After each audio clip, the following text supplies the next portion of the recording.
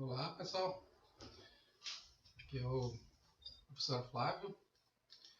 Eu vou iniciar então agora a nossa aula sobre desacordos raciais. Esse é um curso então do programa de pós-graduação em filosofia da Universidade Federal de Santa Maria. Eu estou colocando a telinha aqui para vocês poderem me ver um pouco, né, para mim não ficar só apresentando, né, sem aparecer o professor. Para quem está chegando agora, que não está acompanhando desde o começo da disciplina, essa é uma disciplina que trata então de desacordos raciais. O primeiro tema de desacordo, a primeira disputa, digamos assim, que a gente está discutindo é o desacordo sobre o que é o racismo, né, qual o significado, como nós devemos entender o racismo. E na aula anterior eu apresentei um material, um conjunto de artigos do professor Lawrence Bloom. Na aula de hoje eu vou apresentar uma segunda abordagem, então, que é a adversária dessa, que foi defendida pelo Bloom, que é a do professor Tommy Shelby. Então, já vou apresentar ele para vocês. E o que eu estou fazendo, então, nesse primeiro conjunto de aulas aqui, vocês vão, acho que está ficando claro aos poucos, né? Eu estou tomando um certo debate que se deu ali na costa leste dos Estados Unidos, em Massachusetts em particular, que teve três personagens principais, né? O Bloom, o Shelby e o Jorge Garcia. E eu vou, então, na medida do possível, eu vou tentar reconstruir para vocês essa disputa, né, de modo que vocês consigam entender assim a gênese do que estava sendo colocado, né, naquele contexto ali. Um ponto importante também para entender é que esse material todo ele teve reflexos, né, e tem reflexos até hoje na maneira como os conceitos tanto de racismo quanto de racista têm sido tomados, né, no espaço público no Brasil, né? Eu estou interessado também em entender essa discussão no espaço público brasileiro. E aqui vocês vão ver que tem, quando eu for fazer o fechamento, né, dessa unidade, eu vou chamar a atenção de vocês que no Brasil tem dois conceitos fundamentais que parecem que estão assim dominando a cena pública, né, do que seria o conceito que o Bloom tem adotado e, por outro lado, em oposição a ele, né, e mais que tem sido mais comum entre militantes, ativistas do movimento negro, especialmente, é o conceito, os simpatizantes também, né, o conceito que o Shelby, que é esse que eu vou apresentar hoje, né, formulou. Tá bem?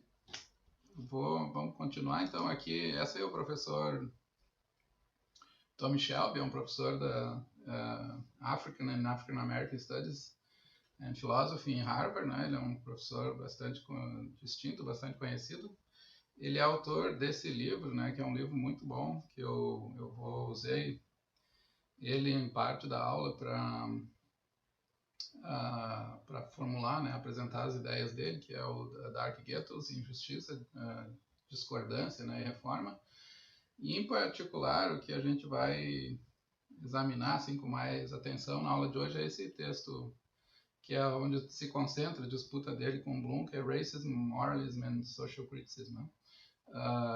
Então, são essas as referências, né, fundamentais. E eu tenho dois objetivos, então. O primeiro é apresentar a concepção de racismo do Shelby e depois apresentar as críticas dele. Vocês vão ver que esse foi um texto que o artigo do Shelby deu muito trabalho assim, para capturar a estrutura dele, né? Não é um texto fácil, né, de entender a dialética, assim, o que ele está querendo defender. Essa é a capa do livro dele, né? Mas a essência da disputa entre eles é uma disputa entre uma concepção moral do racismo como uma espécie de ânimos, um defeito, um mal de caráter, né? No caso do Bloom, né, particularmente, ele defende essa ideia que o racismo envolve certas crenças relativas à inferiorização. Então, tu tem um componente cognitivo. Ser racista, por exemplo, envolve ter certas crenças sobre grupos raciais particulares, judeus, negros, etc., né, como inferiores ou menos talentosos, não sei, essa crença tem que estar presente, né? Mas também tem um componente de desprezo, de antipatia, né? De hostilidade, de ódio racial. E esses dois componentes são o núcleo da compreensão do racismo que o Bloom oferece. Já o Shelby, né? Como está apresentado aqui, né? na tela, vocês estão vendo, ele tem uma concepção mais ampla. Então ele acha que o racismo não é essencialmente ligado, digamos assim, a traços, né, de uma moralidade pessoal. Ele tem que ser vinculado mais à estrutura social, né? A leitura dele é mais política, portanto. E essa, então, a aula de hoje, né, vai girar em torno desses dois componentes fundamentais, né? De um lado, ver o racismo como um fenômeno moral, ligado, né, de uma moralidade pessoal, e no lado do Shelby, ver o racismo como um fenômeno ligado à moralidade política, né, que aqui é onde entra o tema da ideologia, né, que ele sustenta. Então, a tese básica do Shelby é que o racismo é uma ideologia, então é uma forma. E aqui ele tem um forte componente marxista na caracterização dele, né? Ele pensa a ideologia como um conjunto de ideias, né, que cumpre um certo papel na reprodução de relações sociais mais fundamentais na estrutura da sociedade. Na medida em que essa ideologia é mantida, ela é alimentada, ela é perpetuada, ela reproduz essas estruturas. Então, se tu tem, por exemplo, num contexto em que existe diferença de classes, num contexto social, em que grupos sociais, né, têm posições de acesso a bens e serviços diferenciada, né, assimétrica, alguns têm mais, outros têm menos. Essa ideologia, ela cumpre, então, um papel não na forma afetiva, né, como ela tem esse componente afetivo, né, mas não é essencialmente por isso, né, o racismo não está centrado, né, na inferiorização e na antipatia. Ele está centrado num componente de crença. Então, as pessoas, ele vai chamar de um sistema de pensamento. As pessoas pensam os diferentes grupos sociais através daqui tem um componente fundamental que é a ideia de raça. Então, a ideia de raça vai servir para criar um conjunto de crenças, né? Ele chama ali, né, uma ideologia de um conjunto amplamente sustentado de crenças frouxamente vinculadas e juízos implícitos que falsificam realidades sociais significativas. Então, a raça aqui vai funcionar como um instrumento de falsificação. Eu vou enxergar alguém que é igual a mim como alguém que trabalha menos ou alguém que é menos capaz. E a reprodução desse componente ideológico vai ter um impacto direto e imediato na maneira como os representantes desse grupo vão desfrutar, né, dos bens que essa mesma sociedade oferece. Então, ela tem o conceito de ideologia que precisa ser bastante explorado, né, porque ele tem um caráter forte, assim, de distorsivo, né, a pessoa não enxerga, ela passa através das lentes da ideologia, ela passa a enxergar coisas que não existem. E essa distorção, essa ocultação do que está, digamos assim, colocado, né, diante de nós, ela presta um serviço daí que é um serviço para favorecer um determinado grupo social, né, que no caso o grupo dominante, né, o grupo que se vale dessa ideologia para extrair vantagens sociais. Então, fundamentalmente aqui a leitura, né, que ele faz do racismo é uma leitura política, né? Não é exatamente um problema moral, um problema de um sistema completo de crenças que circulam, digamos assim, na sociedade. Essas crenças se incorporam ao senso comum, elas são mais sofisticadas, né? Ele diz isso na elite, mas elas na população comum também ela está presente. E, em última instância, ela tem um papel de ocultação, assim, de esconder o que é realmente a realidade. Eu fiz um esqueminha aqui para vocês poderem facilitar. Então, a gente pode pensar a ideologia como um conjunto de crenças e juízos, né, que são mantidos, né, pelos diferentes agentes sociais. Esse conjunto de crenças dá origem, então, aqui a um sistema de pensamento. O sistema de pensamento faz com que agentes sociais compreendam a si mesmo e a vida social de uma determinada maneira. Então, ela atua, digamos assim, tanto gerando o comportamento do próprio sujeito, né, como alguém que se vê, né, sob aquelas lentes daquela perspectiva, nesse caso, né, da ideologia racista, né, vai se ver, é possível, né, que a pessoa se veja como inferior, como menos capaz, etc. E na medida em que os componentes ideológicos são internalizados, tanto da parte, né, dos que extraem vantagem da estrutura, quanto dos que são vítimas dela, ele vai transformar, digamos assim, vai atuar na dinâmica social, fazendo com que os diferentes grupos que participam, né, dessas comunidades, sociedades, eles tenham resultados distintos, né? Eu vou, em seguida, mostrar agora como que ela atua, né? Vocês podem ver aqui, então, que uma das características, né, ele insiste muito nisso. A ideologia não é um sistema de pensamento verdadeiro, objetivo, que tem base científica, né, ou de qualquer... ele chega a dizer, né, isso, que a própria ciência... existem certas teses, por exemplo, científicas, que elas ocultam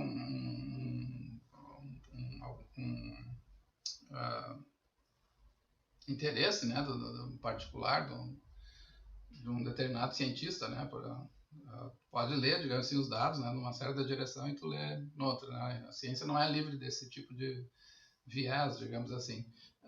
Tu pode ler criticamente, né, o trabalho científico, né, nesse sentido. Não é exatamente que a ciência não tem valor objetivo, né, mas às vezes ela tende a maneira como o pesquisador, assim, estrutura a pesquisa, pode levar a confirmar certas crenças que têm um papel central, né, ideológico, digamos assim, né.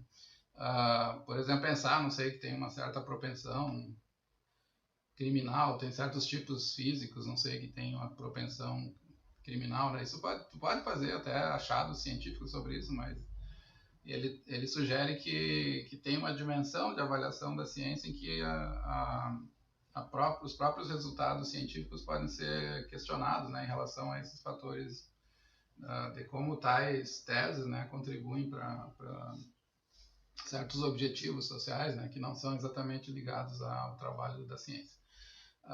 Então, ele insiste bastante, eu estava dizendo, né, na ideologia como sendo uma forma, um sistema de pensamento que não é objetivo, né, ele não é factual. Ele contém, portanto, se ele não é factual, ele contém crenças falsas que obscurecem a informação relevante. Ele organiza os fatos, né, do mundo de uma maneira enganosa, ou que faz uso, né, do raciocínio falacioso. E, em virtude dessas falhas epistêmicas, a ideologia, então, ela se constitui uma representação distorcida, enviesada, que acaba contribuindo para ocultar injustiças sociais, né, importantes. Então, esse sistema, né, como eu estava dizendo, se o racismo é um sistema de ideias, é um sistema de pensamento que coordena a representação de si mesmo e da própria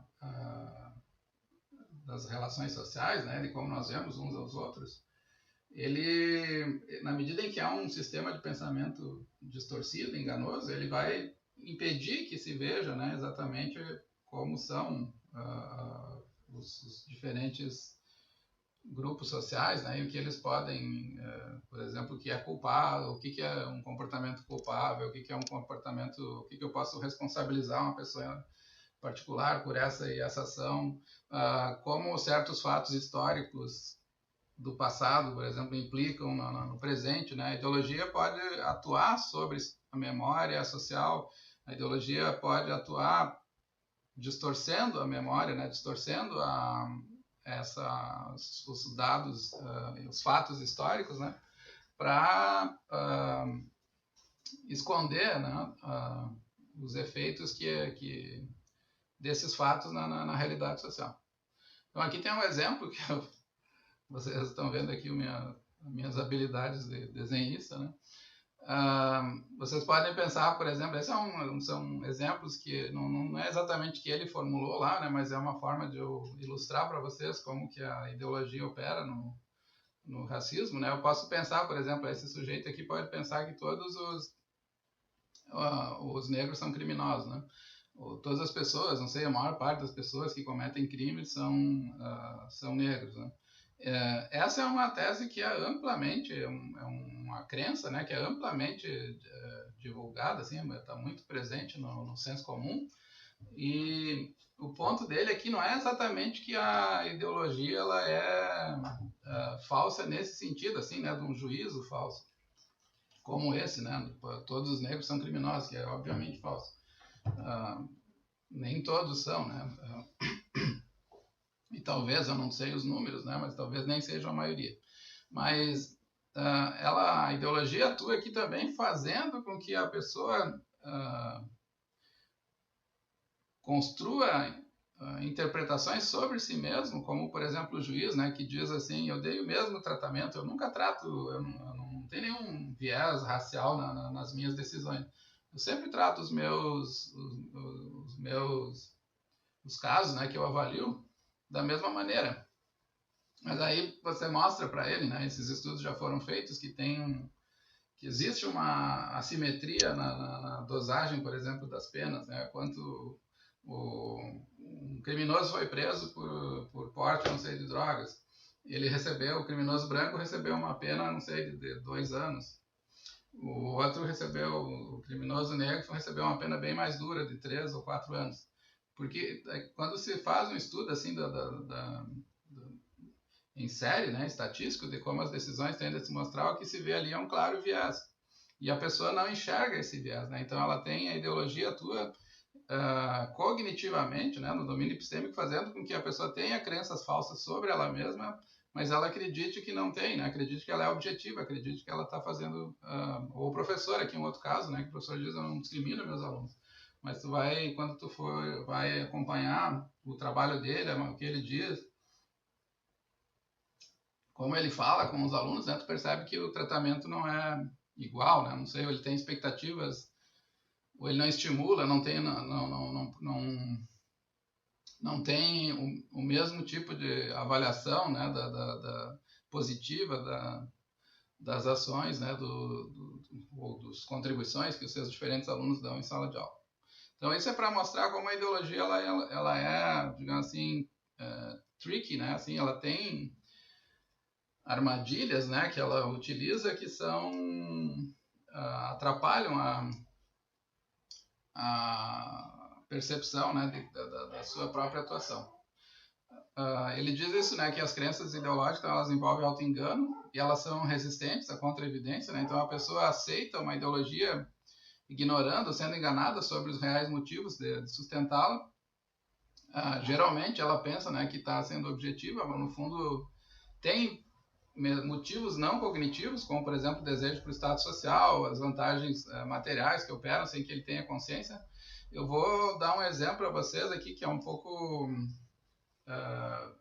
precisaria examinar assim com mais detalhes se o exemplo funciona realmente, né, se é um exemplo esclarecedor, mas me ocorreu, eu li um artigo recentemente de um professor, Adilson Moreira, um professor da Mackenzie, um professor negro, advogado, é professor de direito, né? Ele tem um livro muito bom chamado Racismo Recreativo. Ele publicou recentemente um artigo em que ele cita o exemplo de um psicopata, um assassino em série americano, branco, né, bonito, de olhos azuis, não me lembro exatamente as características dele. E no final, né, do julgamento, várias mulheres assim que estavam participando, assistindo, sorriam, piscavam, né, para ele, tipo, vendo nele, né, não uma ameaça, né, porque ele era um psicopata que tinha esquartejado 12, 14 pessoas, mas vendo nele como alguém atraente, assim, como um possível parceiro sexual, sei lá, elas tinham um interesse genuíno nele, né. Então, esse é um exemplo em que eu falei antes ali, né, todos os negros são criminosos, né. Esse é um exemplo claramente em que a ideologia, na medida em que tu gera certas emoções, a ideologia atua afetivamente também, na medida em que tu induz, né, certas emoções, induz a crença de que um certo grupo social, né, sempre vai ser perigoso, tu acaba fazendo com que os agentes sociais incorporem essas crenças e passem a atuar a partir delas. Então esse é o ponto que ele está chamando aqui de auto-engano, né? O que é o auto-engano nesse caso, né? O auto-engano é a pessoa dizer assim, eu não gosto de homens negros, por exemplo, né? Eu não gosto de mulheres negras. Essa a pessoa pensa assim, ela está falando sinceramente, ela realmente não gosta, mas ela não gosta porque ela não gosta, digamos assim, ela não gosta porque tem um componente aí de sujeição, né, que foi um sistema de pensamento que foi vagamente construído, que ela pensa que está sendo tendo um juízo sincero, né, ponderado, objetivo, mas na verdade ele é o efeito, então, né, de uma distorção, né, que é fruto do modo como a sociedade, digamos assim, constitui, né, e se constrói, né, com base em ideologias que distorcem, no caso a ideologia racial, uma ideologia que distorce a realidade, né, completamente. Então, as pessoas são capazes, né, de defender a tese, assim, eu nunca, jamais, não sei, não tenho nenhum interesse, né, por uma pessoa do tipo tal. Mas o fato dela não ter interesse não tem nenhuma relação com não é uma crença, né, que ela chegou a estudar, a investigar, para verificar se é verdadeira, ela foi simplesmente apreendida, digamos assim, né, com base nessa o influxo, né, na atuação do modo como a ideologia racial funciona. Então, alguém pode, por exemplo, gostar de acreditar que se aceita um sistema de crença em função da verdade, né? Mas ele está dizendo que, no caso das ideologias aqui, as ideologias elas satisfazem necessidades e promovem interesse ao lado do interesse de formar crenças, outros interesses, né? Ao lado do interesse de formar crenças verdadeiras. Então, essa pessoa que diz eu não gosto, não sei de parceiros negros, ela pode estar inconscientemente se protegendo, né, de críticas, por exemplo, porque tu for para casa, não sei, com uma namorada negra, tua família vai achar que aquilo sei lá, não é algo que é esperado, não tá, vai ser criticado, né? Alguém vai ver, vai achar que não é um bom parceiro. Então, para se proteger desse tipo de situação, esses motivos, né, que não são cognitivos, né, eles acabam tendo um papel importante na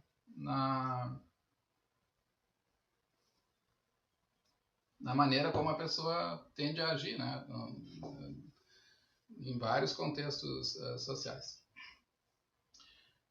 Ele segue, então, sustentando que o problema maior aqui da ideologia racista, como eu já dizia para vocês, é que ela pressupõe a ideia de raça, é uma ideia problemática, porque ela associa um certo significado social visível a características físicas herdadas, como a cor, a origem, a ancestralidade, a origem continental, né? A pessoa é asiático, africano, caucasiano, não sei, e a ancestralidade biológica. Então, toda a ideologia racista, ela em última instância, ela é uma falsificação, né? Porque ela constrói grupos sociais de uma maneira distorcida, né? Falsifica informações sobre esses grupos, e o fundamental aqui é a ideia de raça, né? Que tem diferenças raciais, por exemplo. É claro que as pessoas têm diferenças entre si, que algumas são mais altas, outras são mais baixas, umas têm a pele mais clara, outras têm a pele mais escura, né? Mas a ideia que a cor das pessoas, né? Não sei, tem racismo étnico, né? Também a etnia e que os locais, as partes do mundo em que elas vêm, né? Isso interfere no modo como elas na estrutura moral, na capacidade cognitiva, etc. Né?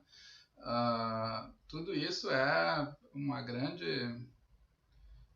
um sistema de pensamento, né, completamente falsificado, então que não tem nenhum fundamento, né, nenhuma razão para ser apoiado.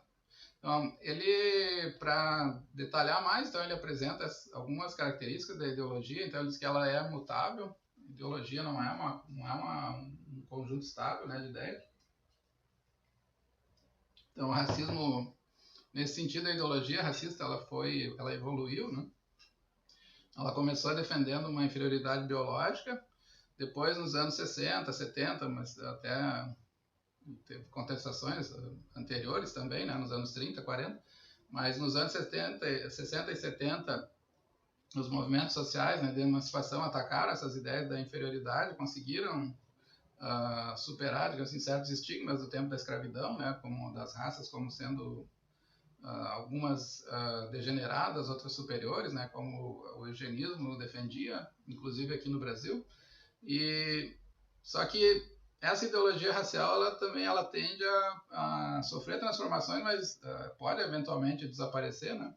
Mas o que ele defende, né, e tem sustentado, essa é uma das razões pelas quais ele assume, né, essa compreensão sociopolítica, digamos assim, né, do racismo.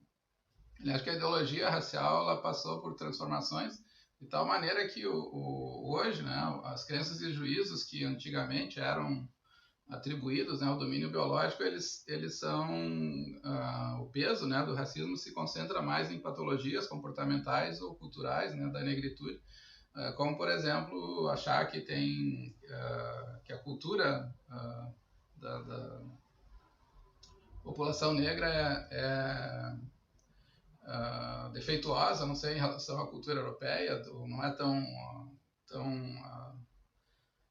valiosa, que o comportamento, né, nos casamentos, os hábitos com relação ao trabalho, com relação à dedicação, né, mesmo o comportamento financeiro, de guardar dinheiro para comprar coisas, não sei, no futuro e não gastar, etc.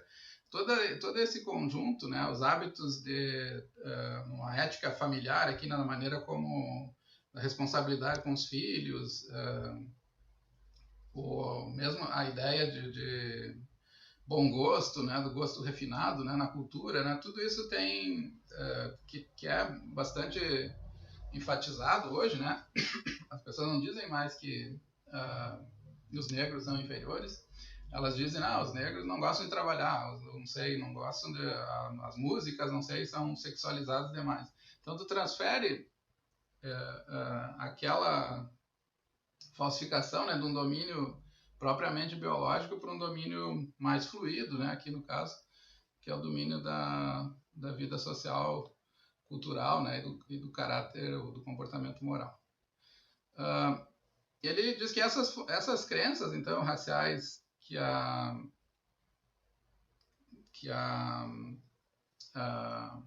ideologia produz, elas têm um papel, né, que é fazer com que os grupos inferiorizados eles continuem, né, ocupando o papel que eles tradicionalmente ocuparam, né, então que eles continuem, que a sociedade continue se estruturando de maneira assimétrica. Ele diz que então elas são frequentemente essas crenças raciais, elas são frequentemente reivindicadas como objeções, né? Toda vez que alguém sustenta que não existe igualdade, por exemplo, que não existe espaços sociais que são racialmente neutros, como universidades em que todas as pessoas são recebidas, né, da mesma maneira e bem tratadas, e salas de aula, etc., né? Então, para criticar esse tipo de argumento, a ideologia funciona aqui, né? Então, como chamando atenção para aspectos culturais, como as diferenças morais, o planejamento familiar, né? Então, não é que o espaço da universidade não é receptivo, por exemplo, à população negra, é que elas não se planejam, não sei, para ir para a universidade. Não é que não tem acesso à educação, que não tem educação de boa qualidade, não tem estrutura. É porque as pessoas não querem procurar aquilo que elas deveriam buscar, né, como sendo algo que todo mundo tem o mesmo tipo de acesso, né, e não teria problema nenhum. Então, elas também são invocadas quando as pessoas rejeitam políticas específicas, né, para proteger a população, os grupos oprimidos, né.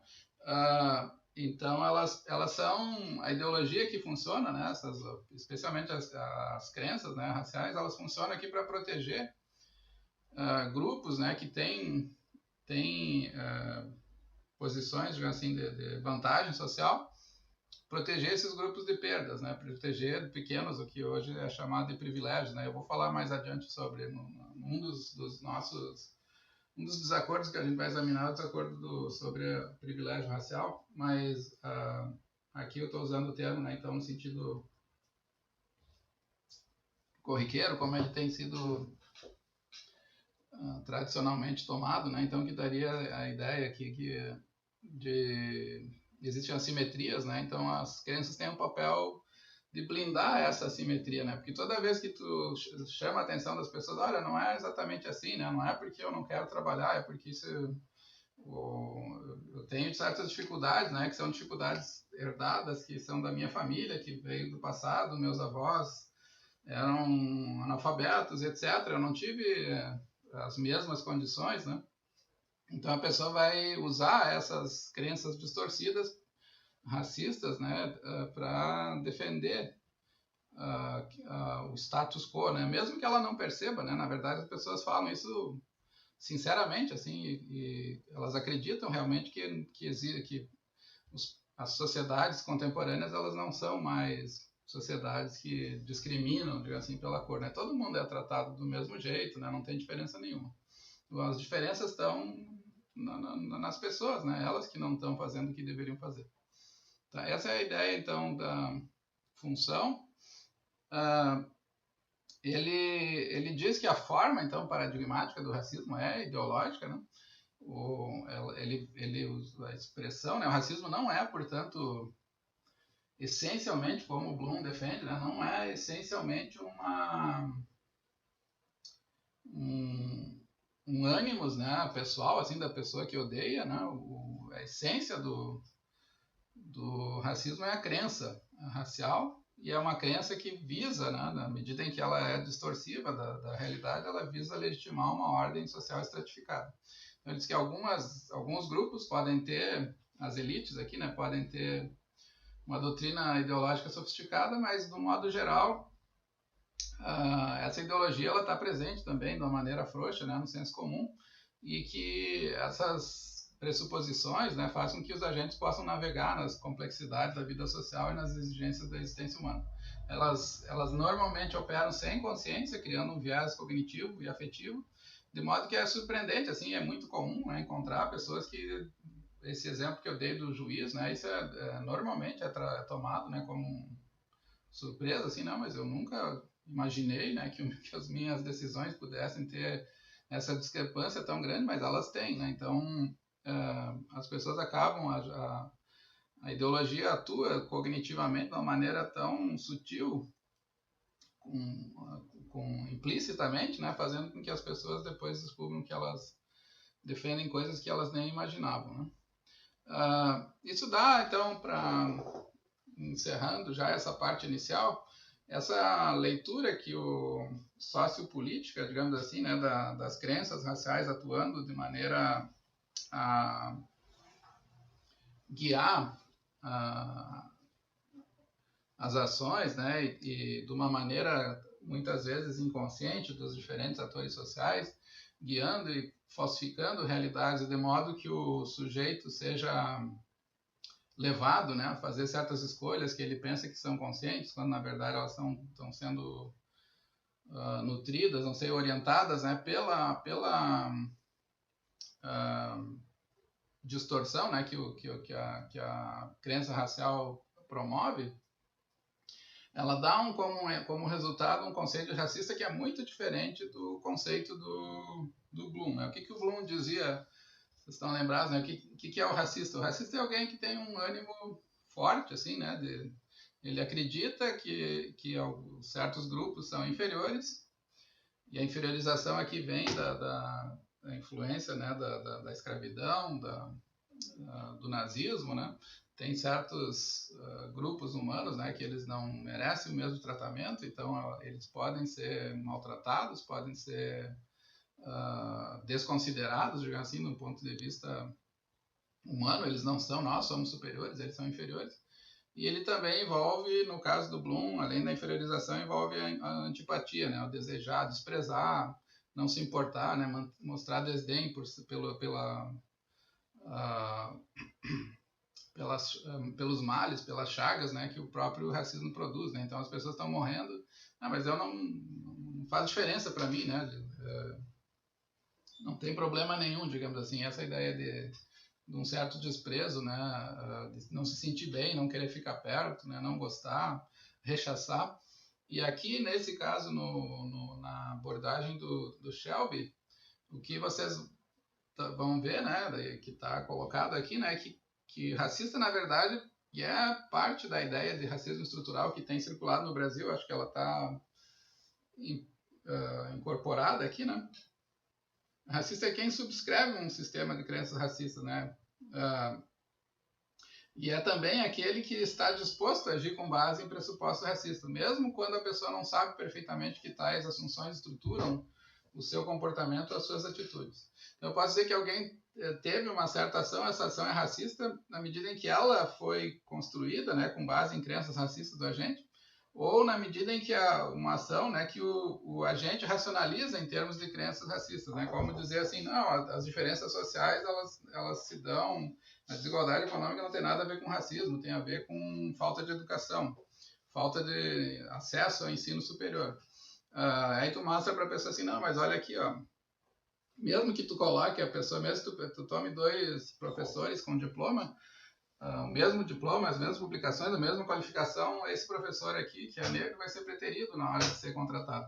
Então, tu mostra para a pessoa que aquela crença que ela tinha não tem o poder explicativo que ela está pressupondo, e mesmo assim a pessoa acha que ela racionaliza, né? Então ela usa a crença como um subterfúgio, né? Para explicar a assimetria, ela racionaliza a desigualdade através de um falso conceito aqui, né? Da moral, por exemplo, né, de alguém como menos qualificado, né? Ela nunca vai aceitar que a raça teve algum papel na decisão. Então, aqui vocês vejam, né? Então, que a ideia essa é uma ideia que tem circulado muito no Brasil. Por exemplo, na expressão todo branco é racista, né? O que o Shelby está dizendo que racista é quem subscreve um sistema de crença racista. Subscreve aqui, então, é quando ele, consciente ou inconscientemente, ele pensa, digamos assim, a sociedade, né, de tal maneira que a ideologia, os certos pressupostos racistas acabam estruturando a maneira como ele enxerga o mundo ao seu redor.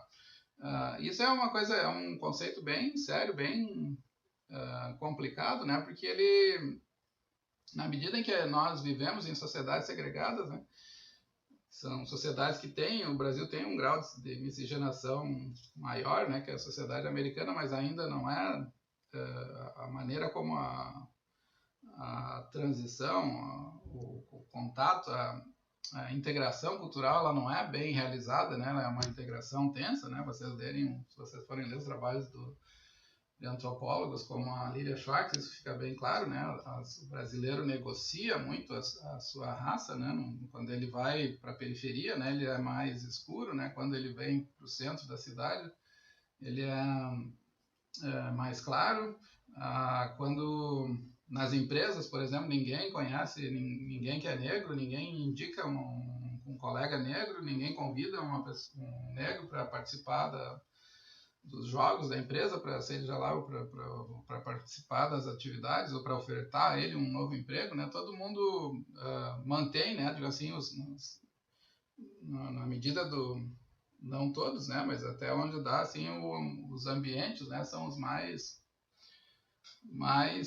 segregados, assim, menos diversos, né, possível.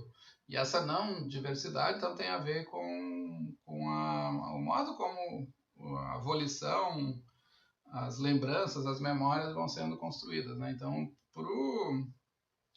pro Shelby, ser racista, então, é um fenômeno muito mais abrangente aqui, né? Porque o ânimos racista, eu acho que é limitado mesmo tanto nos Estados Unidos quanto no Brasil, né? No Brasil acho que menos ainda, né? Essa fobia, né? O ódio racial é um fenômeno pouco comum, eu acho, no Brasil, embora exista, né? Mas ele é menos comum, eu acho, que nos Estados Unidos. Mas as crenças racistas, elas são quase, digamos assim, universais, né? Especialmente entre brancos, né? Então, essas crenças, elas acabam fazendo, né, com que muitas pessoas aqui na definição deles sejam caracterizadas, né, como racistas. Tá, isso tem uma série de implicações, então. Eu continuo aqui só para completar. Essa aqui é uma foto, né, do nosso centro, o Centro de Ciências Humanas. Ele termina, então, a apresentação inicial dele sugerindo que o racismo como ideologia, né, ele tem como um fenômeno de natureza mais político-social, né, ele se dá na estrutura ampla da sociedade e molda o pensamento das pessoas, né, que fazem parte dessa sociedade, de modo que elas usam conceitos distorcidos para perceber como e para pensar e para sentir o que elas sentem, né, para ter desejos dentro dessa sociedade. Então, esse domínio ideológico, ele também, como ele é abrangente, ele é uma espécie de sistema de pensamento, ele se transfere também para o domínio institucional. Dentro das instituições, então, ele diz que o racismo ideológico pode operar, né, nos contextos institucionais, onde os agentes relevantes não sustentam conscientemente ou abertamente crenças racistas. Ele tem, então, aqui ele tem duas dimensões, né? Ele chama de racismo institucional extrínseco e racismo institucional intrínseco. O racismo extrínseco, ele acontece quando a instituição, digamos assim, ela segue uma certa política que tem indiretamente, digamos assim, que ela acaba fortalecendo o racismo, mesmo que a instituição não seja a geradora, né, digamos assim, não seja a fonte, digamos assim, da discriminação ou do prejuízo ou do dano racial ocasionado. Então, ele diz assim que uma certa política pode ser neutra, né, mas tem um impacto negativo num grupo racial injustamente inferiorizado. Por exemplo, ocorre, então, esse tipo de racismo quando uma política que é neutra racialmente, seu conteúdo de justificação pública, mas, não obstante, ela atinge, né, particularmente um grupo de maneira negativa, né, desproporcionalmente um certo grupo, né, desfavorecido. Um exemplo que ele dá é do perfil racial, que é esse exemplo aqui, né? Então, o que é o perfil racial? Vocês conhecem, né? Uma maneira mais didática que eu conheço de apresentar essa ideia através da ação policial, né? A polícia existe, ele diz, o Shelby, né, diz isso, existem estatísticas mostrando que a criminalidade é maior em determinados grupos raciais. Então, o que a polícia, como uma instituição, faz? Ela diz, bom, se eu quero melhorar as taxas de controle do crime, o que eu tenho que fazer? Eu tenho que abordar, né, e investigar e estudar, digamos assim, né, um determinado grupo, né, particular, que é o grupo que tem mais, que comete mais crimes, né. Então, a política da polícia, assim, esse comportamento de visar um certo grupo, ele é racialmente neutro, porque ele não foi determinado ele é extrínseco, né, nesse sentido, é um racismo institucional extrínseco, porque ele não foi motivado por razões racistas, ele foi motivado por razões de eficiência, eu quero melhorar o combate ao crime. Mas essa política, né, ela acaba trazendo mais déficit, mais desvantagens, digamos assim, mais obstáculos para um determinado grupo, né? Por que ela é uma política errada, né? E ele diz isso, que ela... deixa eu tirar aqui para vocês verem. O perfil racial é errado, mesmo sendo efeito externo, mesmo sendo algo que não foi construído, digamos assim, por motivos raciais, né? Ela é errada porque ela causa aflição no grupo-alvo. Então, a estudante negra, né, não pode sair de casa porque ele vai ser sempre abordado e vai ser sempre tratado como marginal.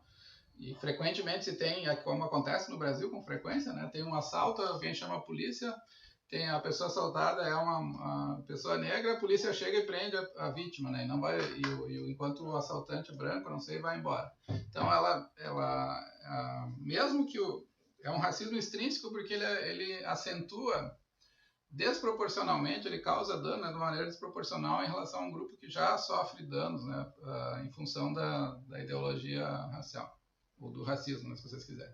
Então, ele também tem um problema de estigmatização de grupo, né, levando os outros. Então, se as pessoas veem sempre quem está sendo abordado, quem está sendo apanhado, quem a polícia está perseguindo, sempre é alguém, quem está com a mão na parede, né, sempre alguém, são jovens, não sei, ou adultos negros, né, para gerações mais novas, né, vai reforçar o estereótipo que esse é o grupo criminoso, né? Ou as fotos, não sei, que a polícia mostra, né? Bom, se bem que isso é racismo já não é extrínseco, né? Aqui é um racismo mais direto, digamos assim, né? Dos jornais, né? Na medida em que certos grupos eles não colocam fotos, né? E outros grupos aparecem, né, no jornal como sendo criminosos. Então, em última instância, esse tipo de racismo extrínseco, mesmo não sendo a produção, digamos assim, a fonte dele, não sendo a própria instituição, ele é contestável, né, porque ele reforça o estereótipo de um certo grupo como criminoso em relação aos demais. Ele também menciona o racismo intrínseco, né, que é também institucional intrínseco. Então, nesse caso, a instituição, a empresa, tem um papel mais direto, né, no próprio racismo. Ele diz que a instituição é um sistema formal de funções e regras que capacitam e regulam a ação cooperativa sustentada por uma finalidade específica, né? Então, cada pessoa aqui que faz parte da corporação, ela tem um determinado papel. Esse papel, eu fiz um modelo aqui, uma instituição, então é um sistema de regras de ação cooperativa por uma certa finalidade. Então, o funcionário atua, né? Ele ativamente opera dentro dessas regras, ele tem essas regras, ele cumpre dentro desse conjunto de regras cooperativas uma função específica, e essa função específica, né, faz com que ele obedeça certos protocolos, né, para manter uma boa posição. Então, dentro da empresa, por exemplo, muitas vezes as regras da empresa explícitas, elas não são regras racistas, né? Não está escrito em lugar nenhum, por exemplo, no serviço público, não se vai admitir funcionários, né, de um certo tipo. O que existe dentro da empresa são regras formais. Mas como as empresas não são entidades abstratas, elas incorporam pessoas que têm interesse em manter uma boa posição dentro da empresa que elas se encontram, né? Não criar conflito, não se expor, digamos assim, com seus colegas, não contrariar as expectativas, né, que são da maior parte de quem participa. Então, ela vai fazer com que essas pessoas incorporem, alterem, né, e gerem resultados que não são os resultados formais em função da sua atividade prática.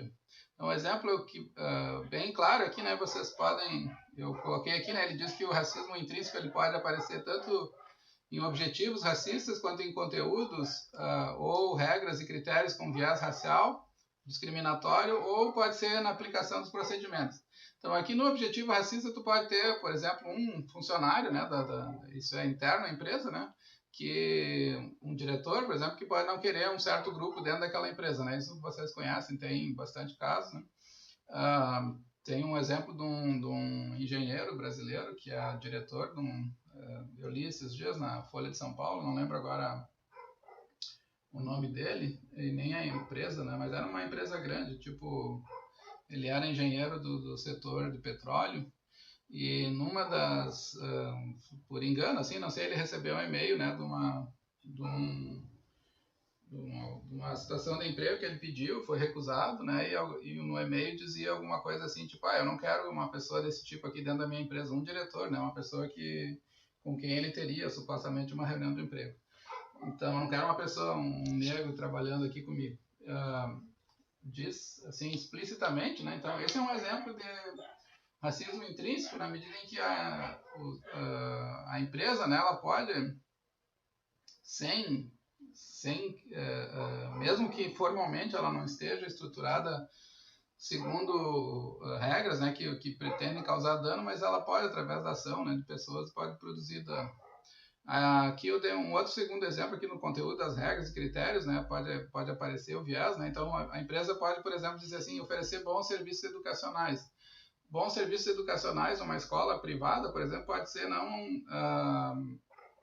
não aceitar, né, certos alunos ou evitar receber certo tipo de aluno, o que acaba geralmente, né, na prática, assim, a missão aqui, né, na medida em que ela define as regras segundo as quais ela vai operar, acaba gerando exclusão, né, de certos grupos. Ou oferecer os melhores serviços, né? Então tu pode dizer assim que esse é um critério da empresa, né? O que é oferecer o melhor serviço? Tem certas pessoas que não são qualificadas, não sei, para atender. Quem são essas pessoas? Essas pessoas são não pelas normas da empresa, né? Mas pela maneira como a empresa tende a ser ou gerar lucro, né? Eu penso que se eu vou ter funcionários negros, eu vou vender menos, né? Eu preferia que os meus funcionários fossem brancos, porque as pessoas que têm mais dinheiro, né? Que são pessoas brancas, vão comprar mais aqui. Então, isso acaba pela própria maneira como as regras da empresa são definidas, né? Gerar lucro, não sei, oferecer bom serviço, tu acaba excluindo, né, certos grupos que sofrem preconceito de ser contratados. E por último, aqui então é na aplicação, né, quando, por exemplo, né, no RH alguém diz, eu vou contratar sempre o mais qualificado, né, e o mais qualificado aqui pode ser mais qualificado, né, não precisa estar escrito que não vai ser do tipo X, mas o mais qualificado para ela sempre tem algum defeito, né, que ela vai ver em alguém que faz parte de um determinado grupo social. Isso leva, então, esse é o que ele chama de racismo intrínseco, então ele nunca é explícito, né? Ele é fruto, digamos assim, da maneira, do fato das empresas serem,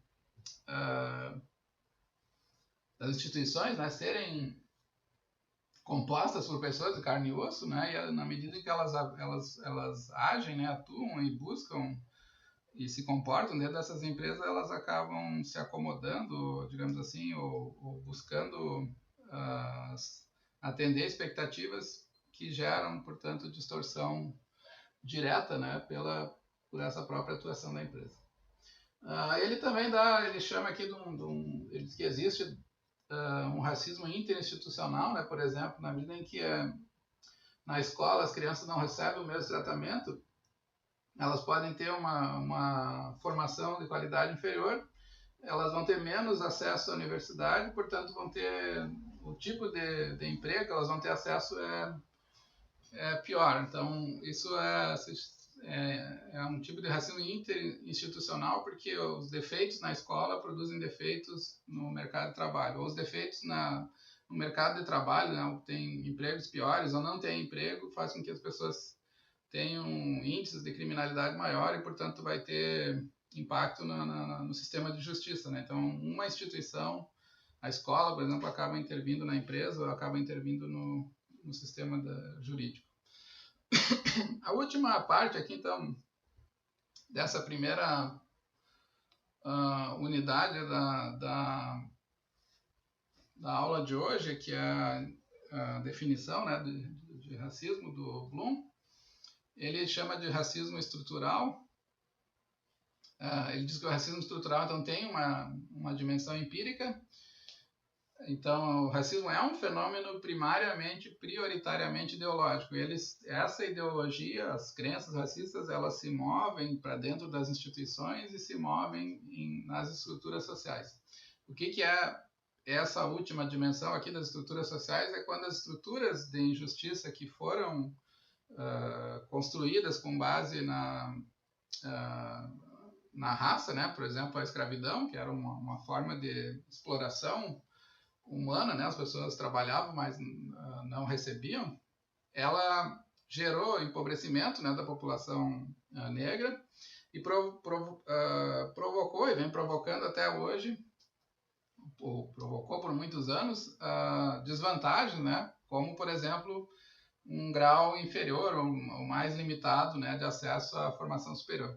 Então, esse aqui é um exemplo meu, né, um exemplo dele, mas aqui no Brasil, vocês devem ter conhecimento, os escravos foram proibidos de frequentar a escola por muitos anos. Então, e muitos aprenderam a ler pelos seus senhores, né, porque ouvendo as aulas das crianças, né, brancas, via a mãe ensinando para a filha e aprendia, né, sozinho, mas muitos eram analfabetos, então, e esse analfabetismo ele se traduziu, né, numa redução do acesso à informação, da cultura, da defesa de direitos, do acompanhamento do que acontecia em outros lugares, em outras sociedades. Então, ele restringiu a liberdade, restringiu o progresso social da população negra, e ele tem impactos, né, na medida em que foi uma política do Estado, assim, de proibir as pessoas de estudarem, ele teve impacto até hoje, né, porque a leitura, né, os anos de formação, ele interfere diretamente na riqueza,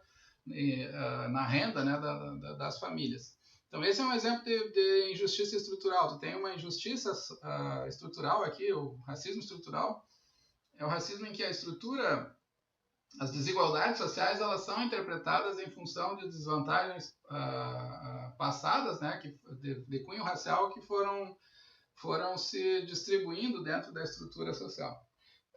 Essa é a dimensão empírica, e vocês vejam aqui que ele está, isso que ele chama de racismo estrutural, é muito parecido com o tema que a gente examinou na aula passada o que o Bloom chamou de definição social do racismo, né? Que o racismo é um tipo de desvantagem, né? Que opera na estrutura social, fazendo com que alguns grupos tenham menos poder, né, do que os demais. Então, tu tem menos educação, por exemplo, vai ter menos chance de acessar a universidade. E tu tendo menos acesso à universidade, vai ter menos poder econômico, menos chance de influenciar na política. Ou tu não vai poder votar. Se tu não pode votar, nos Estados Unidos o voto foi proibido, no Brasil eu não lembro exatamente quando, mas nos Estados Unidos mesmo, até os anos 70, né? Em algumas localidades era permitido votar, mas eles não registravam, né? E ficavam inventando desculpas. Então, tu nunca tinha representantes da comunidade negra no Congresso, né? E nas câmaras, né, estaduais.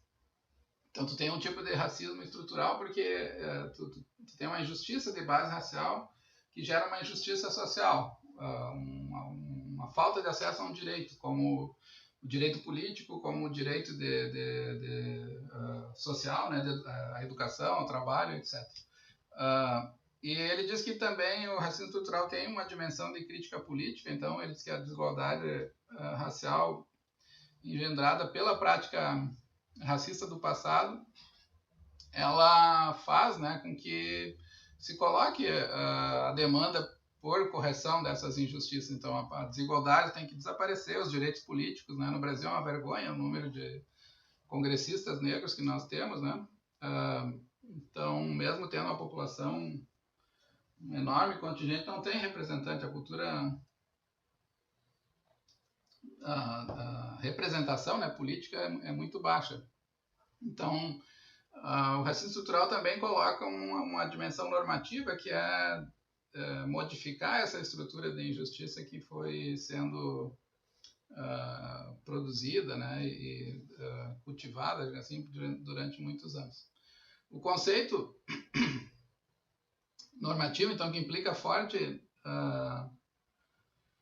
desaprovação aqui é da segunda parte ali, né, as dimensões em que normativamente o racismo estrutural direciona o foco de atenção é a correção das injustiças passadas. Ele também tem relação com a ideia de que nós vivemos numa espécie de sociedade pós-racial, que representa a desigualdade racial, né, como efeito da conduta do grupo minoritário e não um legado do racismo passado. Então ele também tem um aspecto normativo na medida em que ele critica, né, essa imagem, digamos assim, que tenta deslocar as dificuldades que são estruturais, que são efeito do racismo, né, para o domínio pessoal, né, domínio da cultura, domínio do comportamento, domínio da falta de vontade moral, etc. Né? Então ele denuncia, ele é normativo tanto no sentido de exigir a correção quanto denunciar a falsificação. E ele também tem um papel normativo na medida em que explica por que as medidas corretivas efetivas para a injustiça não são instituídas. Né? Ele explica justamente porque essas desigualdades elas são de interesse, elas são vantajosas, né, para certos grupos sociais. Vou fazer uma pausa agora, depois eu volto com a segunda parte da apresentação, então que eu vou discutir as críticas do...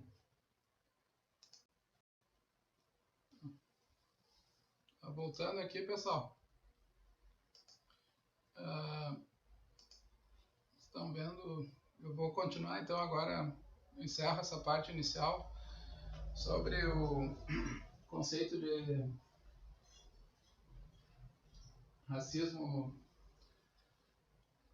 do Shelby. Então, acho que ficou claro para vocês que se trata de um conceito em que ele enfatiza o papel das crenças racistas e no modo como elas operam nas estruturas institucionais e na dimensão da própria maneira como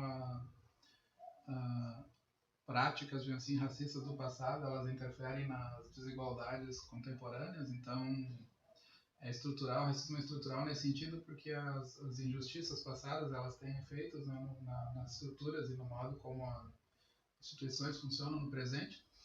E a partir daí, então, vai se dar, a partir desse conceito, né, ideológico, moral, né, de base política, que eu apresentei até aqui, vai se dar a disputa dele com o conceito do Lawrence Bloom. Ele diz isso no artigo, lá no início. Eu achei o artigo bastante difícil de sistematizar assim, para vocês. Me deu um trabalho enorme, mas eu acho que eu consegui pegar a base da estrutura argumentativa. Né?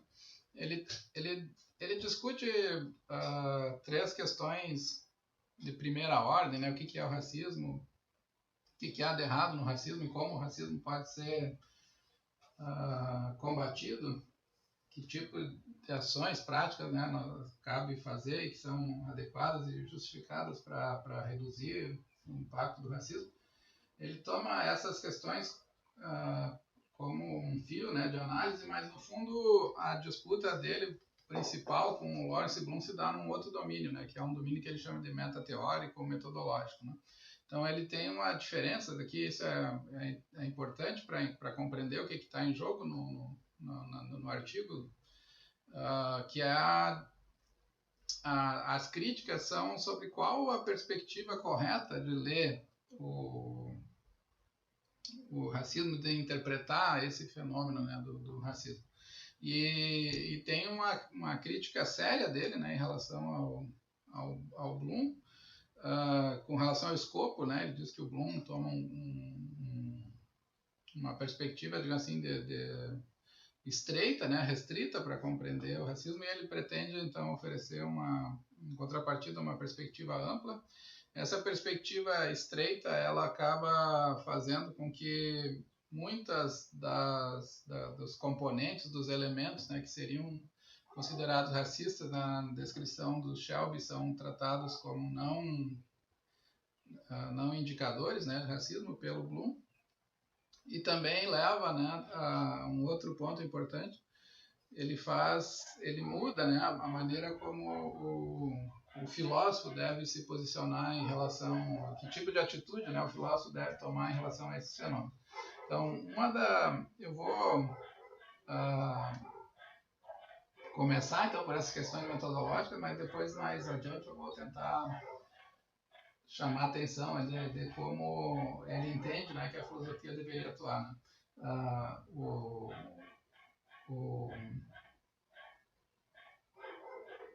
O papel do filósofo, né, no fundamental não é tanto encontrar uma descrição, digamos assim, do consensuada que poderia levar a algum grau, né, de melhoria, assim, nas relações dos raciais, né, dentro de uma sociedade.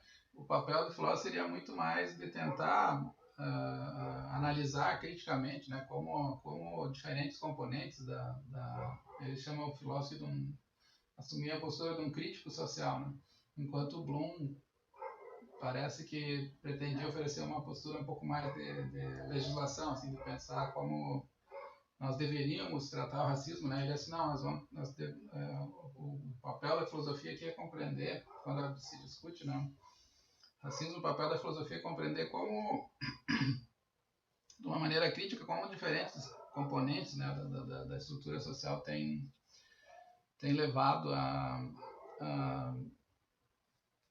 e podem contribuir, né, para gerar crenças, né, racistas no sentido que ele defende.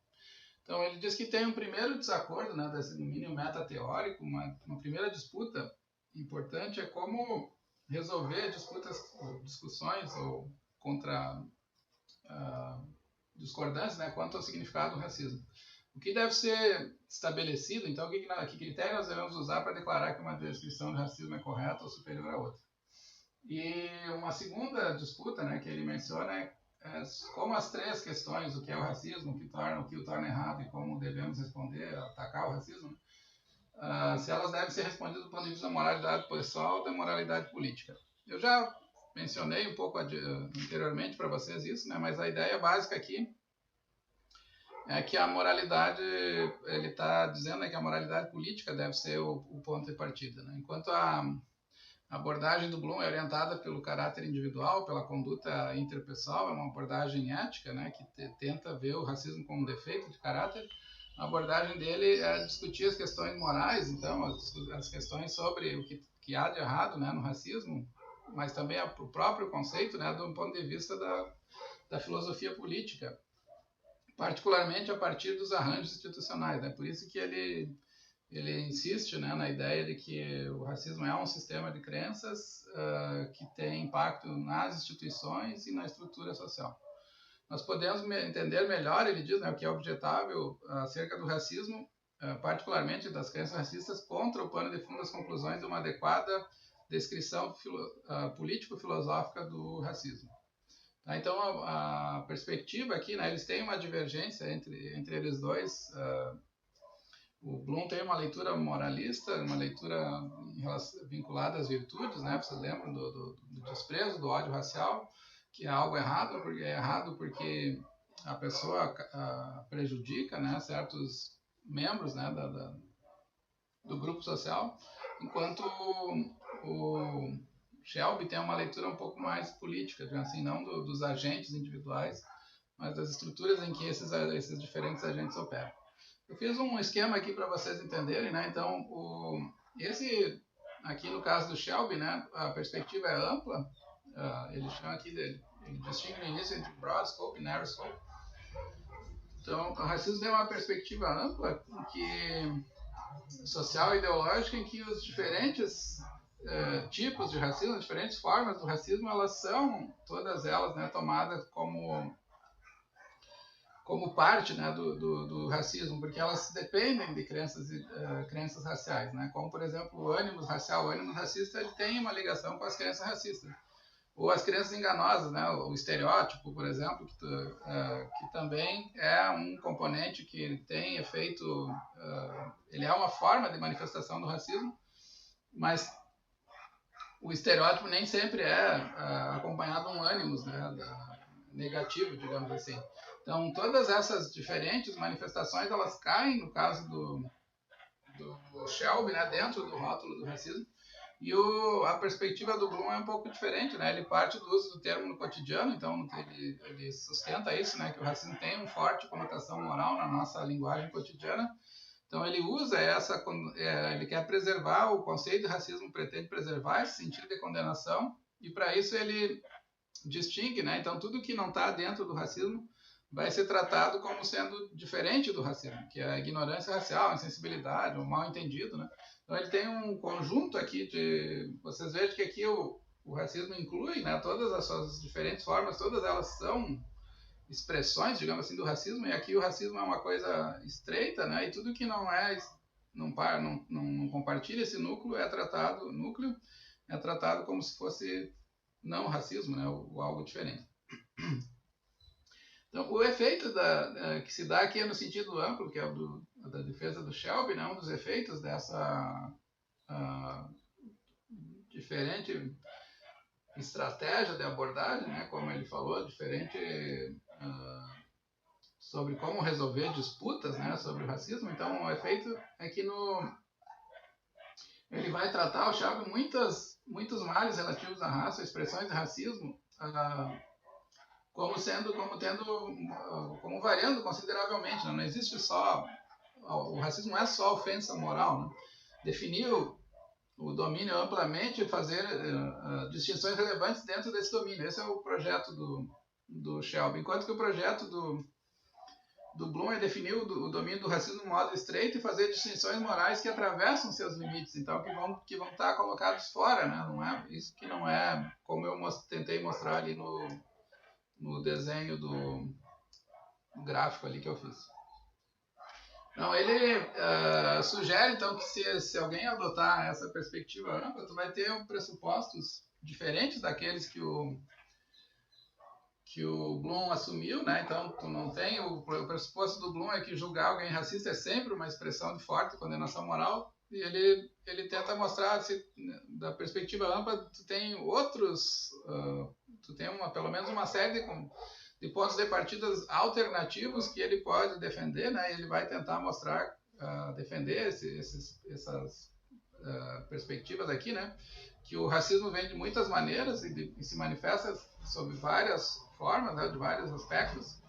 Todas as formas e expressões são, prima facie, disparadoras de preocupação moral. Então, mesmo aquelas que não são morais, como o Bloom defende, né? Elas são dignas de preocupação moral. Nem toda forma ou toda expressão de racismo é uma falha moral grave.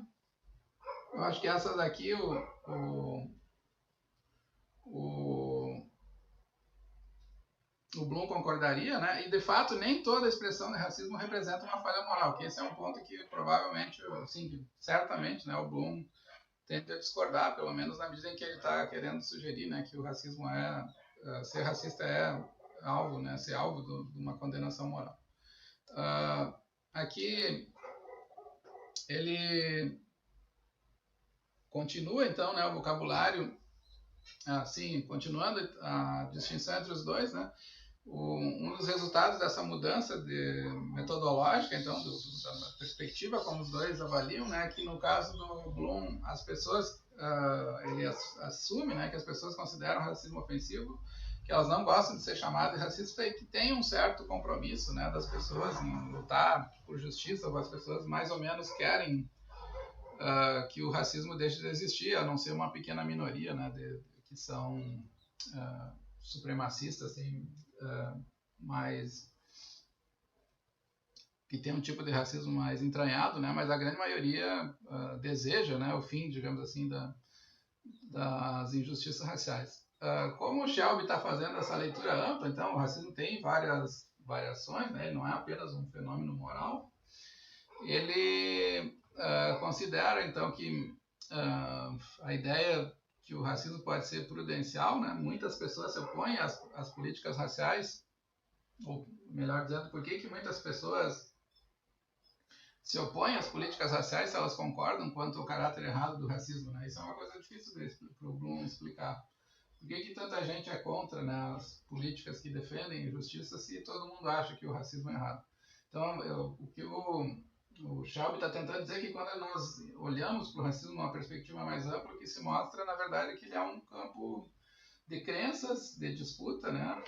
Muitas crenças são distorcidas e no fundo, né, esse sistema de crenças visa, como está dito ali, né, a manutenção da injustiça.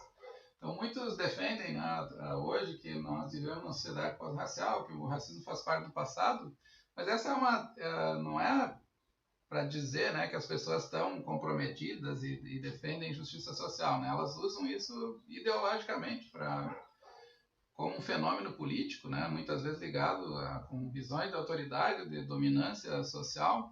Então, a abordagem do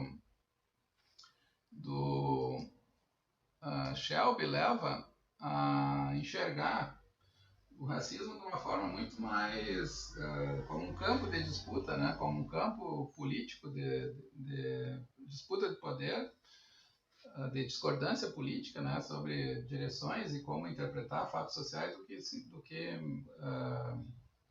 diretamente, né, uma condenação moral como o Bloom está sugerindo. A primeira crítica, então, que ele faz, usando essa perspectiva mais ampla, né, é negar, né, portanto, que exista uma preocupação realmente profunda moral ou uma negação profunda do racismo, né? Ele diz que muitas pessoas podem se mover por considerações prudenciais, né? Ninguém gosta de ser descoberto, né, como alguém racista, então as pessoas elas não querem elas têm vergonha, né, de se dizer racistas, e elas têm vergonha, mas não porque elas se importam realmente, né, mas é porque elas, então tu pode perceber aqui que as crenças, né, elas são estruturadas de uma maneira muito frouxa, então as pessoas têm crenças prudenciais, eu não quero ser reconhecido, e ao mesmo tempo elas dizem, não sei, explicitam, né, com as suas crenças de uma maneira, ou fazem silêncio, né, ou não são sinceras, né, no que elas dizem, mas não porque elas estão condenando o racismo, mas porque elas têm interesses, né, de esconder o que elas realmente pensam. Então, a primeira objeção que o Shelby faz, a objeção da divisão racial, é um argumento simples, né, e eu acho correto, né, ele pergunta para o Bloom, mas se de fato o racismo é algo condenável, né, algo que as pessoas consideram errado moralmente, é um problema moral sério, um problema que exige uma condenação forte, por que tantas pessoas, né, se opõem até hoje a reduzir a incidência, né, ou mitigar os efeitos negativos do racismo? Se elas estão de fato comprometidas com justiça social, por que elas não aprovam, né, não dão suporte para medidas de redução, né, da desigualdade racial? O racismo, portanto, tem, né, essa é a ideia, então, se tu olhar ele dessa perspectiva mais ampla, tu vai perceber que, na verdade, ele tem componentes políticos fortes. Não é algo que todo mundo, digamos assim, não é um postulado líquido e certo considerar que todas as pessoas condenam moralmente o racismo. Ele diz que elas são moralmente carregadas, né, mas elas têm um forte componente político da dinâmica racial e das relações de poder. Então isso fica muito evidente, né, quando nós olhamos ele dessa perspectiva ampla, né, que ele está sugerindo, não como um fenômeno moral, mas olhar o racismo nas suas diferentes formas, né, e ele, então, levando em conta especialmente o papel das crenças raciais. O discurso público, né, da raça, ele diz, não é meramente moral de condenação, mas ele está envolvido numa atmosfera política de disputa de poder. Portanto, isso leva, né, a uma crítica da ideia de sociedades racialmente neutras, né, sociedades pós-raciais, porque se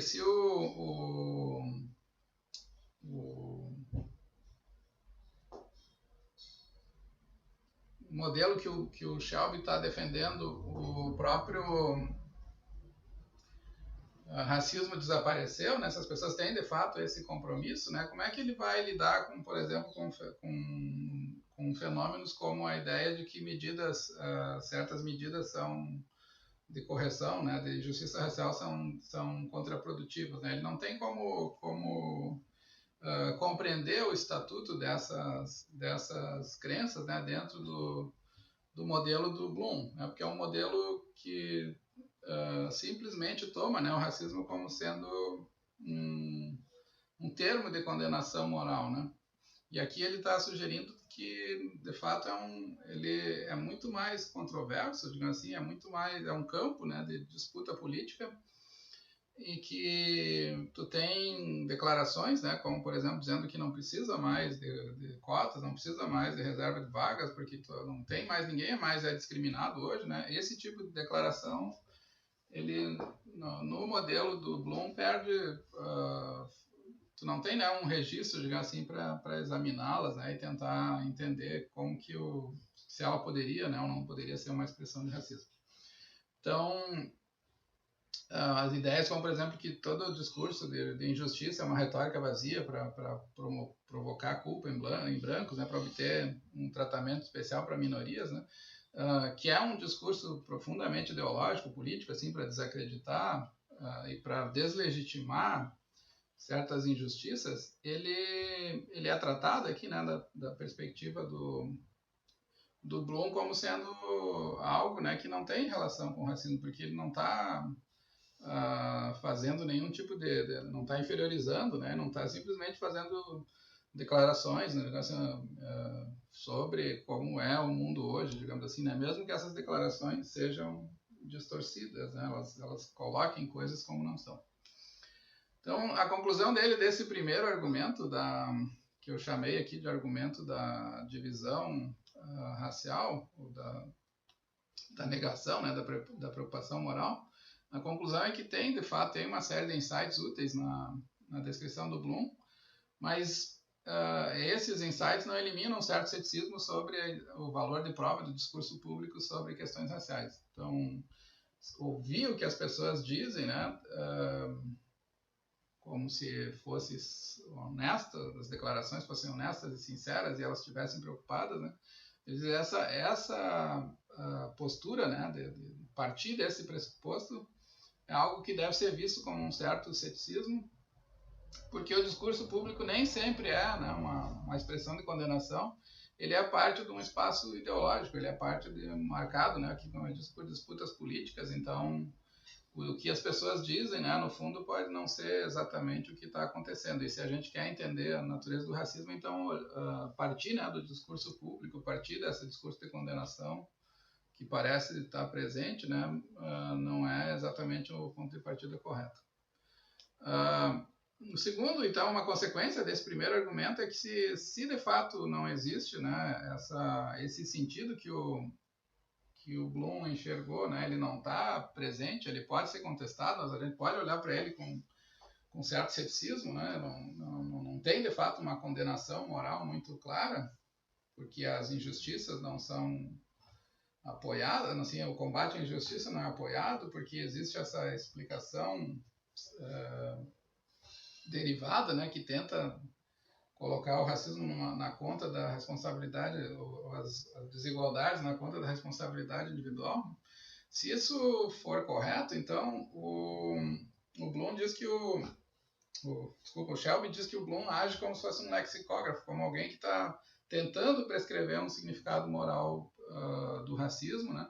Mas enquanto na verdade não é assim que o conceito funciona, né?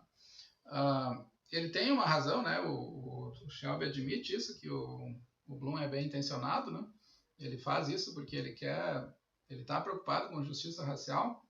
Ele defende a restrição do escopo, né? Pensar o racismo como um problema moral, porque ele acredita que isso vai tornar mais provável o mútuo entendimento e o comprometimento com justiça racial. Mas o Shelby, né, critica dizendo que o que constitui o racismo, então, deve ser uma questão logicamente anterior à questão acerca do que fazer com ele, né? Então, eu tenho que primeiro entender como é o racismo para depois ver como que é a melhor maneira de atacá-lo. E como o Bloom parte de uma maneira um pouco ingênua, né? Ele sugere parte da ideia de que o racismo é um defeito de caráter, né? Ele acaba, então, colocando o carro na frente dos bois, né? Ele não consegue, né, ter uma perspectiva apropriada de resposta ao racismo, justamente porque ele está usando, né, está partindo de uma concepção que não parece ser sustentável a partir de certos fatos conhecidos. Então ele diz assim: se medidas confiáveis para eliminar, reduzir ou resistir, eu cito ele aqui, né, ao racismo devem ser visadas, essas medidas devem se basear no entendimento do que é o racismo e por que devemos nos opor a ele, supostamente quais são as suas causas, né? Então as medidas, parece que o Bloom propõe uma certa ideia do que é o racismo, porque ele acha que essa ideia é a mais fácil para combater, para alcançar a justiça, mas o que ele deveria fazer é uma coisa diferente, é tentar descobrir o que é o racismo realmente e depois que ele descobrisse, né, ver qual que é a medida mais adequada.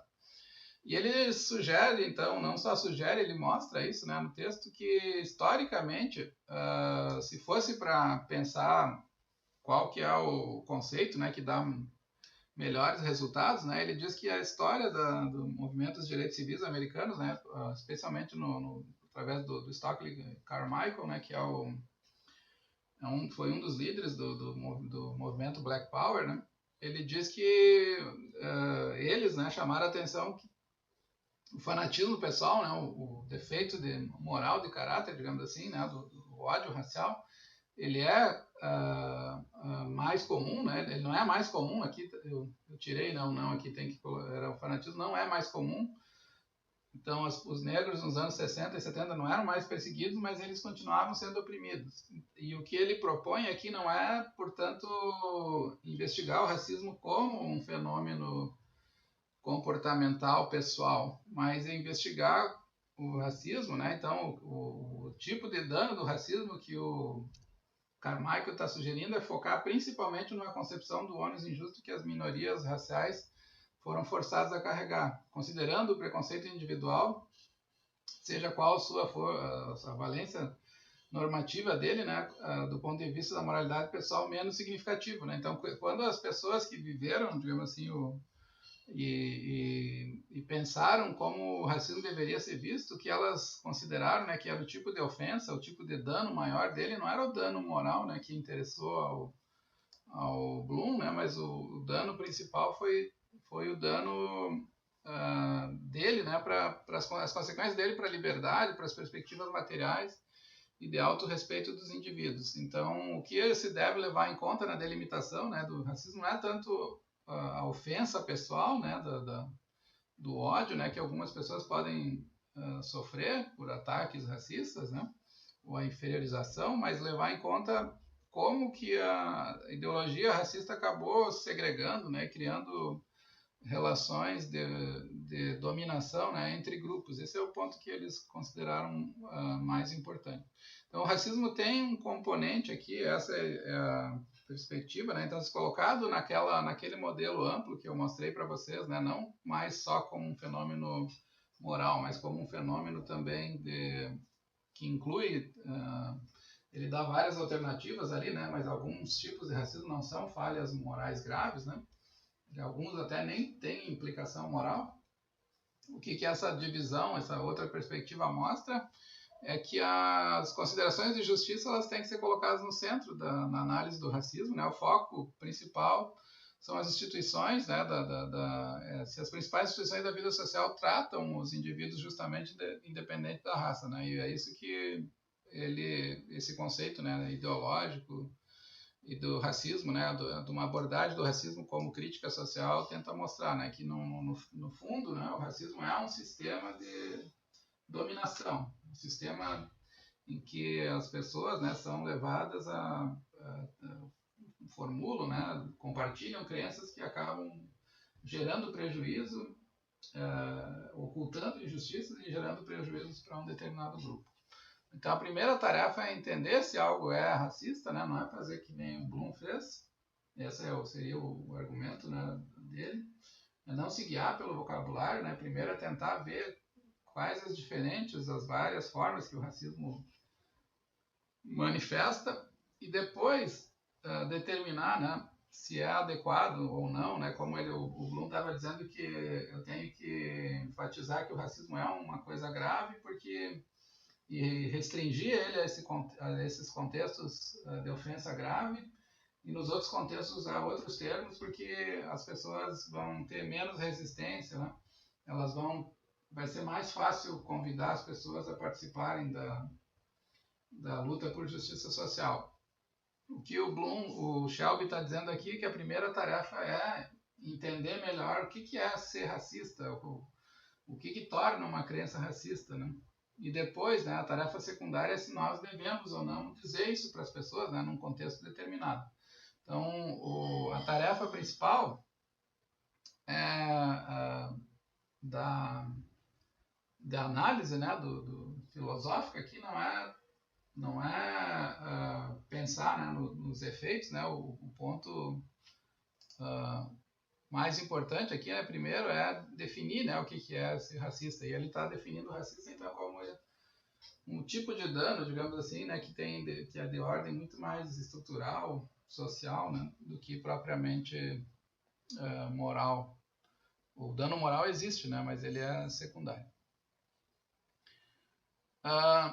Depois, então, dessa primeira crítica, ele faz uma distinção, né, sobre como nós podemos, é aqui que eu mencionei no início lá a postura que é esperada do filósofo, né? Então ele diz que tem 3 maneiras de se posicionar filosoficamente sobre o racismo. Uma delas é como crítica moral, e aqui então o universo relevante para nós seria o discurso cotidiano, a fala cotidiana. Tem o racismo vê-lo como um cientista faz, né, que é vê-lo como um fenômeno social que precisa ser explicado. E tem uma abordagem, né, do racismo que é de crítica social. E é essa que o Shelby defende, né? Então, o Bloom estaria aqui, né? O Bloom é um moralista, digamos, do racismo e ele é um crítico social do racismo. Vamos ver a diferença, então. No caso da ciência, o moralismo vocês já viram, né? Eu já insisti bastante nisso. Mas no caso da ciência social empírica, a perspectiva aqui, então, é de tentar fazer uma análise o mais neutra possível, que dê uma descrição objetiva, né? Então, para o cientista social, pouco importa, né, a quem uma certa descrição favorece, por exemplo, ele simplesmente vai ver o que as pessoas dizem, né, como as pessoas interpretam fenômenos raciais. E a ciência empírica, então, ele ajuda as nossas avaliações morais sobre esses fenômenos para que ele seja, né, adequadamente informado por fatos relevantes. Então, ela diz quais são os fatos e a gente pode, a partir daí, fazer uma análise normativa independente. Mas ele diz que existe um terceiro tipo de abordagem, que é do crítico social, então que o discurso racial ele não é nem o discurso cotidiano e nem o discurso científico, porque ele não sistematiza o senso comum e nem populariza achados científicos, né? A crítica social ela procura informar, possivelmente estruturar a opinião pública com pensamento claro e cuidadoso, com base em fatos bem estabelecidos em insight moral. Essa é a perspectiva, né, que ele espera que seja adotada pelos filósofos, e não é exatamente a perspectiva que o Bloom adota, né? O senso comum e o pensamento científico, eles podem dar lugar a um tipo de racismo científico, né, como, por exemplo, quando as doutrinas racistas são mascaradas cientificamente. Então, o que o crítico social, o papel do filósofo, que não é tanto ver o que as pessoas dizem, né, no cotidiano, como o Bloom fez, mas é fazer uma leitura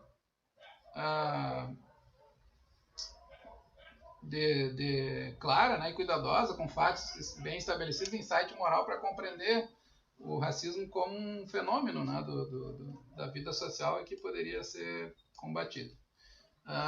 Ele diz, que eu cito aqui uma passagem longa dele que me parece importante para definir, né, o modo como ele está analisando. Então, tem 2 críticas metodológicas, né, como eu estava dizendo. A primeira é usar essa abordagem ampla, né, não centrada no comportamento, e a outra é usar essa perspectiva não de alguém que vai seguir, né, fazer uma análise do discurso cotidiano, mas alguém que vai filtrar, digamos assim, ver, né, por trás das falas o que pode estar sendo escondido. Né?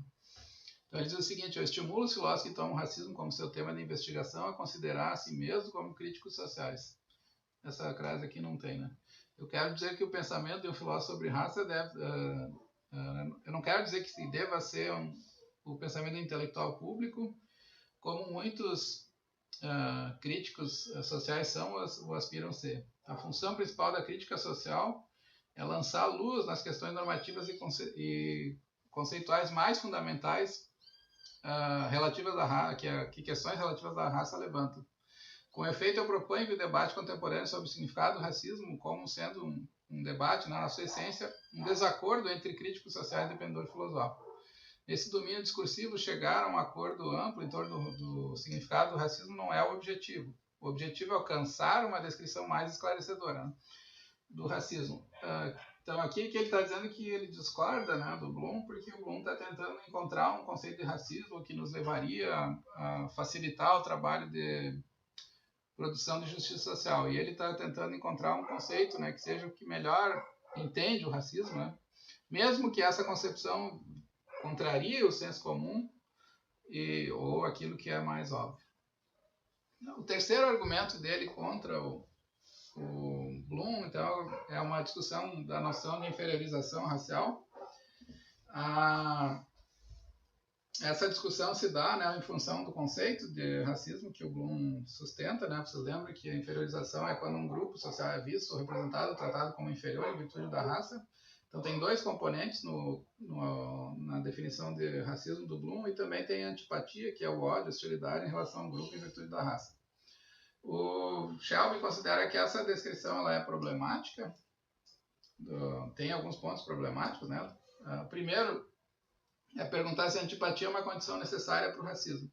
Então, se uma pessoa tem uma crença que inferioriza um certo grupo, mas ela não tem antipatia, como é que essas duas notas características do conceito elas devem ser avaliadas, né, pelo leitor do Bloom, né?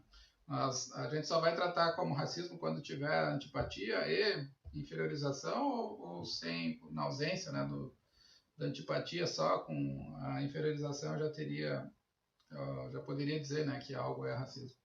Se tal antipatia ela é uma forma fundamental do racismo, da qual todos os tipos de racismo são vinculados, então todos os tipos de racismo têm relação com a antipatia, ou se a antipatia é a única característica do erro do racismo. E ele diz que isso não está claro, né, na descrição do Bloom. Então, em um ponto particular, ele não discute a antipatia aqui, os sentimentos, né, relativos ao racismo. Ele faz isso num outro artigo, numa discussão com o Garcia. Mas aqui ele pergunta, então, quando a crença na inferioridade está presente, mas o afeto negativo está ausente, trata-se de racismo? E ele diz que isso não fica claro, né, na abordagem do Bloom. Ele pergunta também se crer na inferioridade é uma ofensa moral em si mesmo ou não, né?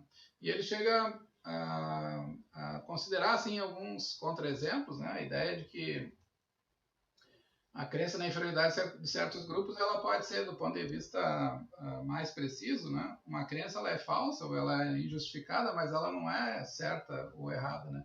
Então, em qual sentido elas podem ser consideradas imorais, né?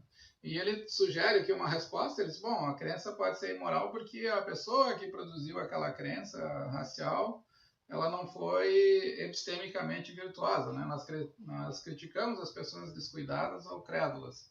Nós criticamos os dogmáticos, né? Tais disposições, elas são falhas de caráter, e as crenças que essas pessoas viciosas, né, que têm vícios mentais, vícios intelectuais, produzem, elas são maculadas, né, moralmente.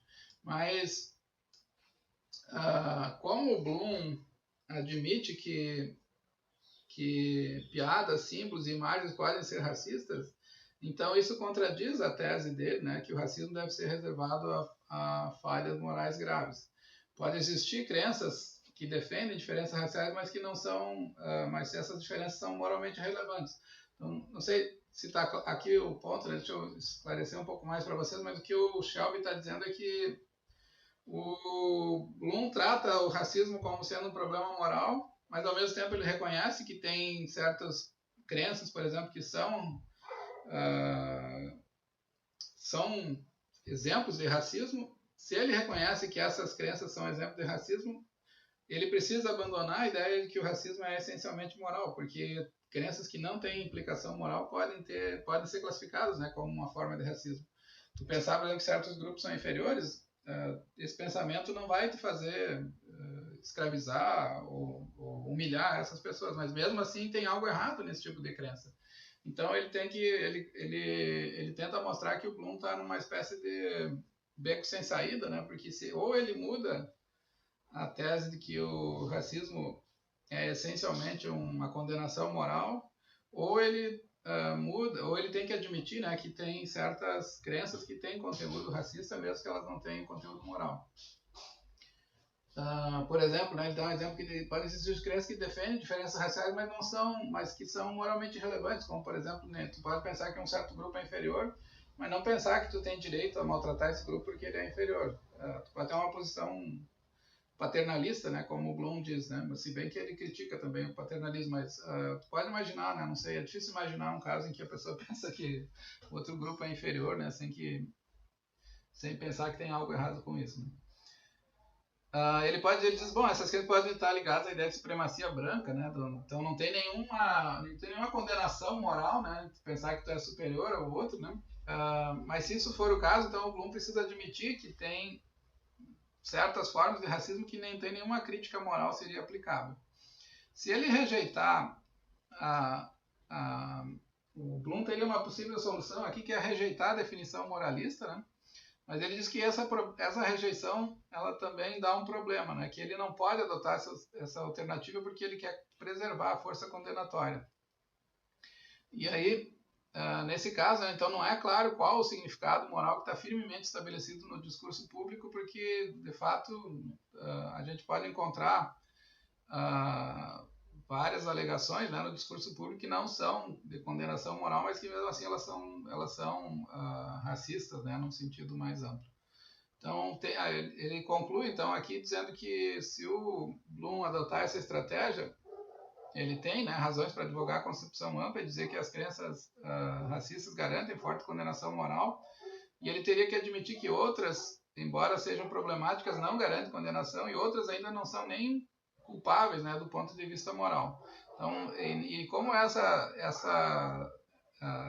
especialmente essas duas últimas aqui são consequências que o Bloom não quer preservar, né?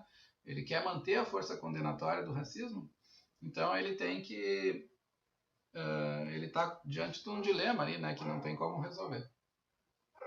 O quarto argumento tem a ver com a definição de racismo do próprio Shelby, né, do racismo como ideologia.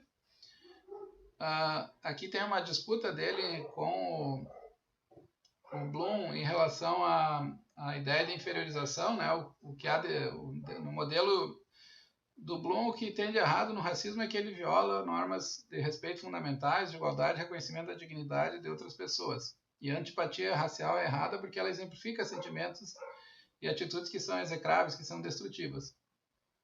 E muitos erros, né, têm essas características, então o agravante do racismo é que ele está ligado a um certo sistema de opressão histórico, por causa da inferiorização, né, as pessoas foram escravizadas, então parte, né, do defeito, da falha do racismo, deriva da conexão com esses sistemas do passado, né? Por que o racismo é errado? Então, ele é errado porque as pessoas, com base, né, nessas crenças, foram levadas a tratar mal outras pessoas, né? Como no caso, ou condenar pessoas, ou perseguir, né? Como no caso do fascismo, da escravidão, na segregação nos Estados Unidos e na África, né? Então, o racismo é errado porque ele tem conexões, né, com esse sistema. Esse sistema produz males até hoje, né, e essa é a fonte do erro, né, do mal do racismo, né, segundo o Bloom. Então, se nós continuamos a viver sob o legado desses sistemas, através das desigualdades em raça, riqueza, emprego, né, tu poderia dizer que o mal do racismo deriva da associação dele com atrocidades passadas, né? Então, o racismo é errado essencialmente porque ele tem esse efeito moral de gerar males, né, que estão presentes até hoje. Já o Shelby, ele critica, então, como ele está usando uma definição ideológica do racismo, ele diz que o que faz os sistemas de opressão raciais passados, né, distintos e piores do que outros sistemas de domínio que envolveram exploração, é que a noção de raça foi invocada para legitimar o tratamento desrespeitoso e injusto às outras pessoas, e esse trabalho ideológico potencializou a probabilidade que a hegemonia do grupo dominante fosse bem sucedida e não questionada, né? Então ele diz que não, se tu não tem se a injustiça está vinculada com a reprodução de relações de injustiça que a inferiorização gerou, nos primeiros casos de injustiça tu não tem, nos primeiros sistemas, antes do nazismo, por exemplo, tu não tinha como aquele primeiro, né, exemplo de segregação não teria como ser qualificado como algo errado. Então ele diz que não, por aí não tem como o Bloom sustentar o argumento dele que o erro do racismo deriva do fato dele ter gerado sistemas de opressão que produziram resultados ruins até hoje, porque o primeiro sistema de opressão não foi um sistema, o mal dele não foi derivado de um sistema anterior. Ele deveria ter algo errado nele mesmo, né? Então, o que o Bloom está defendendo aqui é que o sistema, a opressão racial passada, né, ela é má, né, ela é errada, porque o que se faz, né, no fundo, é negar aos membros de um determinado subgrupo um tratamento igualitário, né, como um mesmo tratamento dos demais dentro de uma comunidade moral. É isso que faz o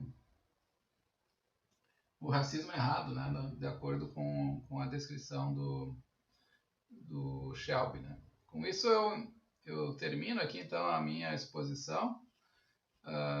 Eu vou na próxima semana, na continuação, né, eu recupero para vocês essa conclusão e agradeço então a atenção de vocês até aqui. Boa noite e até a próxima.